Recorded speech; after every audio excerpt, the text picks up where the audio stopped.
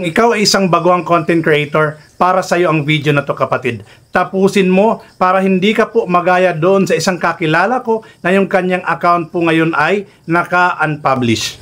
Ibig sabihin, hindi na po masi-search across Facebook yung kanyang account maski po i-type ang pangalan niya sa search bar. Kasi po may mga bagay po siyang nagawa and hindi niya po ito naagapan kaagad.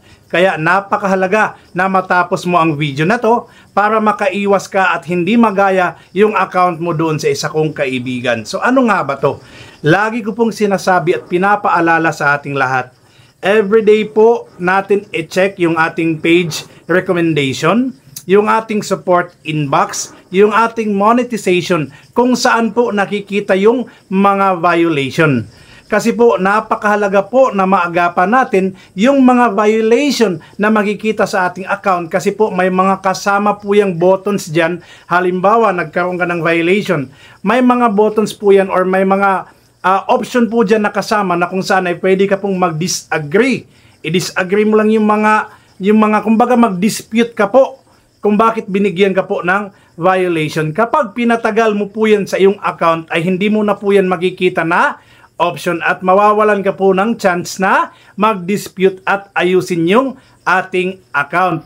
Kaya paalala ko po ulit sa lahat ha, napakahalaga po na mag-check po ng ating page recommendation at ng ating support inbox, monetization at page recommendation para po at the same time maagapan po natin kung mayroon po tayong mga violation. Kung halimbawa po tayo po ay nagkaroon ng halimbawa growth profile at risk.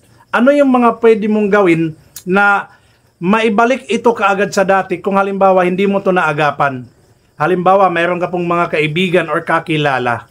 Yung ating video po, kapag naka-growth or profile at risk po yung ating account, ay limited lang po yung makakakita nito. So, i-click lang po yung video, yung may tuldok na tatlo sa taas ng video mo, and then, i-click niya yung show more. Okay? Show more instead of show less. Ha? I-click niya po yung show more para po ma-notify po si Facebook na marami ang gustong manood sa content mo and engaging pala yung content mo at kinagigiliwan ka pala ng mga followers mo. Kaya the soonest possible time po matitrigger po yung AI na ibalik ka agad yung account mo sa recommendable. Yun po yung isang option. Yung pangalawa ay mag-submit po tayo ng appeal.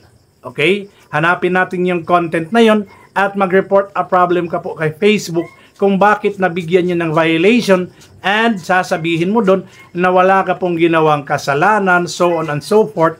Isama mo yung screenshot na yung page recommendation na wala kang natatanggap na violation. So yun po yun mga kapatid ha. Sana po ay marami ka pong natutunan sa ating video na ito. And please po, wag mong kalimutan ulit na i-share sa iba.